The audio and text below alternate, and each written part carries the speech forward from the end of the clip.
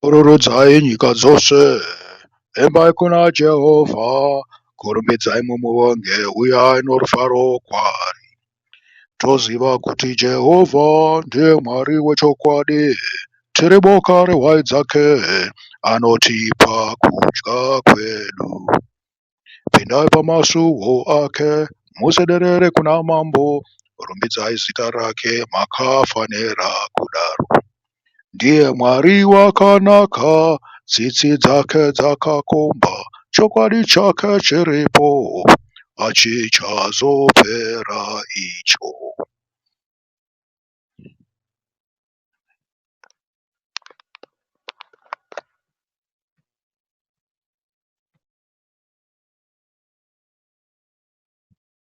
Chiverengwa chedu chanhasi tinochiwana kubva pana Johani 20 pamusoro peguva rakanga risina chinhu. Zvikanzi mangwanani pazuva rokutanga revhiki kuchakasviba, Maria Magadharina akaenda kuguva akaona kuti ibwe rakanga rabviswa pamukova.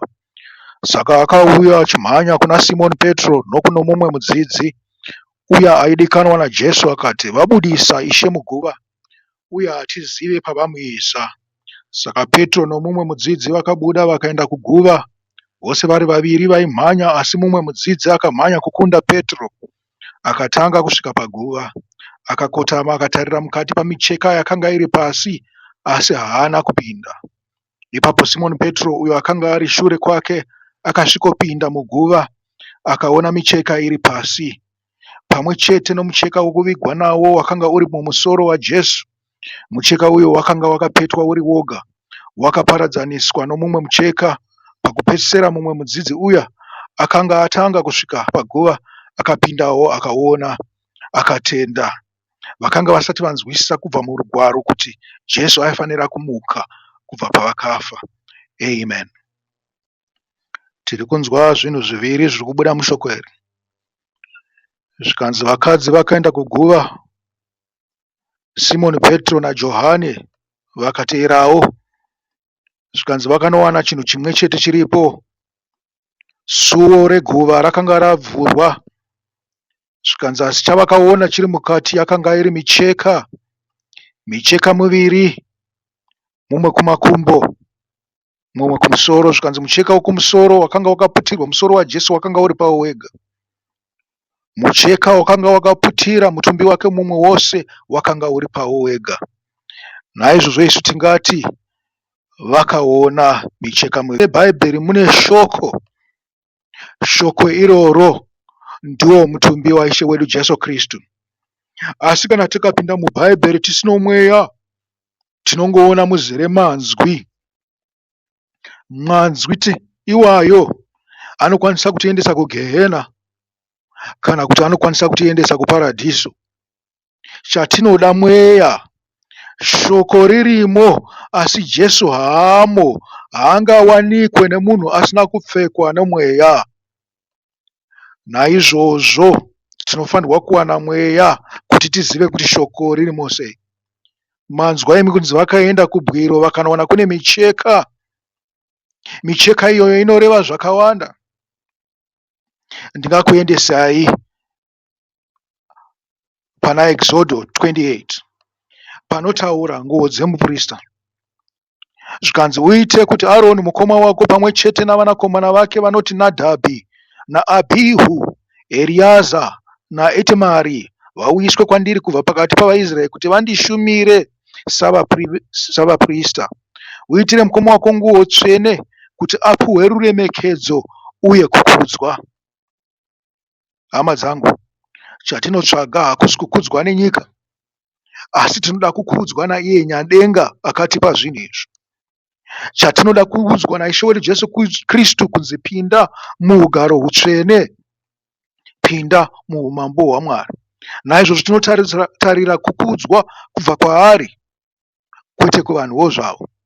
Nekuti vanhu munozvikudza, munoenda kukereke musingazvininipise, asi munoenda muchizvikudza. Mutone nguo dzamunopfeka kakare kakare muchienda kuchechi munenge makapfeka nguo dzenyu dzekumba dzamakatenga nemari yakawandisa, dzinodhura, dzakanaka, dzekuti muonekwe navanhu. Asi zvinotaurwa kunzi kana muchienda kukereke zvininipisei, nekuti handirimi muri kuenda kunopa, asi muri kuenda kunogamuchira. Uri kugamuchira ungade kudadira, uri kupa here? Havazi vafundisi vanokupai, ndiMwari anokupai. Endai makazvininipisa kukereke. Zvekusunga matai kuita kunge muri kuenda kubasa izvi, siyanai nazvo.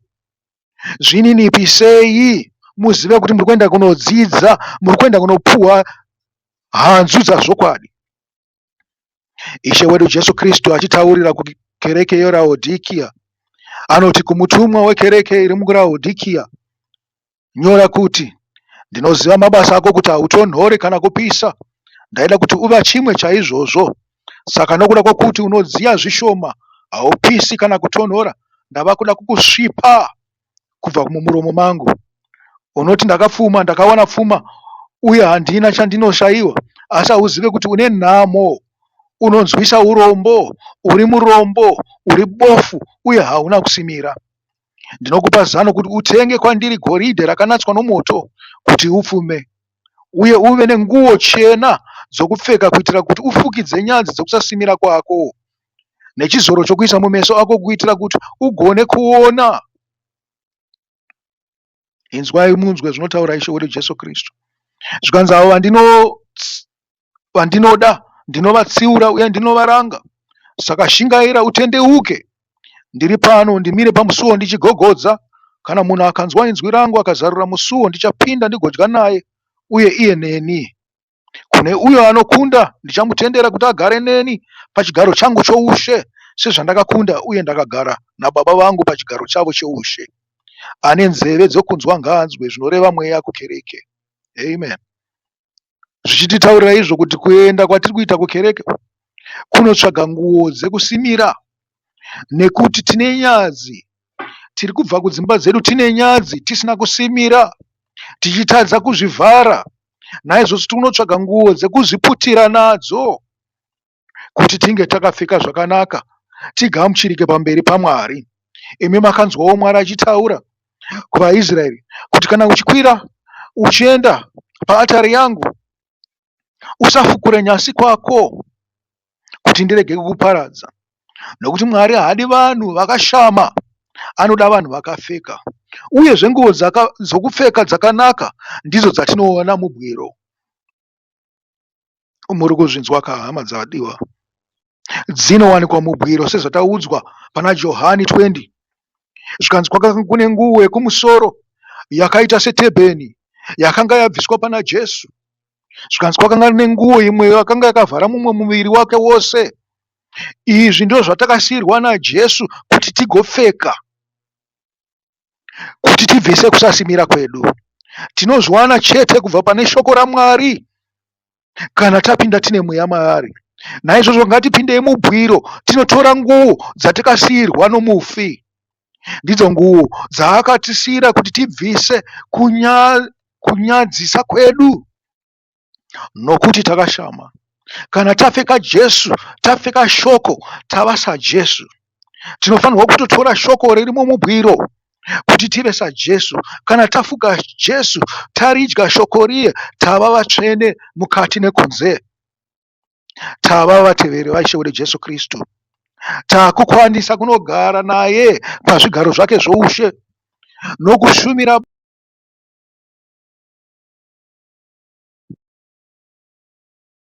Makaenda kuna muprofita Zekaria wetatu, muprofita Zekaria wetatu, munonzwa zvichinzi ipapo akandirakidza Joshua muprista mukuru amire pamberi pomutumwa waJehovha, uye Satani amire kurudyi rwake kuti amupomere. Jehovha akati kuna Satani, Jehovha ngaakutuke iwe Satani. Jehovha iye akasarudza Jerusarema ngaakutuke. Ko, murume uyu haazi rukuni runobvira rwabvutwa mumoto here? Zvino Joshua akanga akapfeka nguo dzine tsvina amire pamberi pomutumwa. Mutumwa akati kuna avo vakanga vamire pamberi pake, mubvisei nguo dzake dzine tsvina. Ipopo akati kuna Joshua, tarira, ndabvisa chivi chako uye ndichakupfekedza nguo dzinokosha. Ipapo ndakati, isai nguwani yakachena pamusoro wake. Nokudaro vakamupfekedza nguwani yakachena pamusoro wake, iyo Tebheni, uye vakamupfekedza nguo.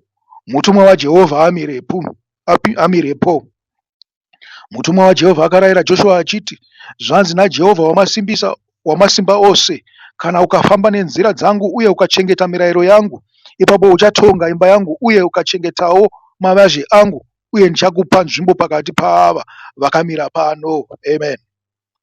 Shoko iro riri kutitaurira roga kuti kupfekedzwa nhumbi dzakanaka, nhumbi dzakachena, nhumbi dzeuprista, nhumbi dzokuti tikudzwe nadzo, zvinobva pana Jehovha, zvinobva pashoko raJehovha. Zvikanzi tinofanirwa kufamba munzira dzake dzatinowana mubhaibheri rake, mushoko rake, mumurayiro yake. Zvikanzi uye ukachengeta mirayiro yangu. Kuchengetedzwa kwemurayiro waJehovha kwakakosha, hama vadiwa. Hapana murayiro wakarashwa naishe wedu Jesu Kristu. Zvose zvakakosha nokuti ndiwo muviri wake. Ishe wedu Jesu Kristu haana kupinda asina rumwe ruoko kana rumwe gumbo kana rimwe ziso. Wakapinda muupenyu husingapere, akakwana, ane zvose. Naizvozvo musabvise pashoko raMwari, musabvise pane zvaakatema nezvaakatonga. Tinonzwawo Joshua achisimbiswa achinzi, ipapo uchatonga imba yangu uye uchachengetawo mavazhe angu. Kutonga imba yaMwari ndekupiko? Ndokunge kune authority, unonge wava nesimba uchitaura zvokwadi inobva mushoko raMwari. Zvikanzi ndichakupa nzvimbo pakati paava vamire pano, pakati pengirozi, pakati pevakatitangira, ivo vatsvene vaMwari, ndo patinotsvaga. Konguo chena tinodziwana kupiko? Tinonzwa kuna zvakazarurirwa zichitaurwa pamusoro padzo. Idzo nguo chena dzatinotsvaga kuna Mwari. Makaenda pana Exodus 19, kwete, pana zvakazarurirwa 19, pamutambo wekuwana kwegwayana, munonzwa zvichinzi akapiwa mucheka, pavhesi 8, akapiwa mucheka wakachena wakanaka uye unopenya kuti aupfeke. Zvikadudzirwa zvichinzi mucheka wakanaka ndiwo mabasa akarurama avatsvene. Ipapo mutumwa akati kwandiri, nyora uti, vakaropafadzwa avo vakakokwa kuchirariro chokuwana chegwayana. Uye akatizve, aya mashoko echokwadi aMwari. Hama dzangu, tinotsvaga nguo dzakachena. Ishe wedu Jesu Kristu akatitsira Tebheni yake kuti tigozvishongedza musoro. Irimo muguva, tinoiwana muguva, hatingaishayi mubwiro bwaishe wedu Jesu Kristu. Wakatisirawo nenguo yekufukidza muviri wedu, yewo mucheka mutsvene, mucheka wakachena, kuti tizvifukidze kunyadzisa kwedu, kusasimira kwedu. Hama dzangu, izvi zvose tinozviwana mushoko raMwari. Naizvozvo ngatitarirei bwiro, tipenengure namapeji, tichidzidza, tichiita. Ini ndinokukumbirirai kuti Ishe Mweya Mutsvene auye pamuri pamunenge mafunga kubata magwaro aMwari. Akudzidzisei, akuzarurirei akuzarurirei pfungwa dzenyu, akupei kunzwisisa, kuti zvimwe mungapfeke kururama, zvimwe mungapfeke utsvene, makafamba pamberi paMwari musina kunyadzisa, musina kushama. Aiwa hama dzangu, ndinoti muve nevhiki rakanaka, musi wesvondo uno, musi wesvondo waMwari, wokumuka kwaishe wedu Jesu Kristu. Ngatiyeuchidzanei kuti svondo zvarasvika, hatisi kufa, tiri kumuka naye, tichiziva kuti pane muedzo Satani aripo kuti atiaccuse pavhiki rose rinotevera kusvikira tasvika pasabata rinotevera. Pasabata tinenge tagadzirira, tawana kudya kwakakwana kuti tipinde musvondo, mumhemberero dzokuwana kwaishe wedu Jesu Kristu. tino mweya hatingamboshayiwa, tino mweya tichazadzwa nezvakanaka zvinobva paimba yaMwari, zvinobva kuna Mwari pachake, zvinobva mushoko rake. Ropafadzwai pavhiki rinotevera, garai munyasha, fambai mukururama, tichizosangana zvakare pasvondo inotevera. Mwari ave nemi. Amen.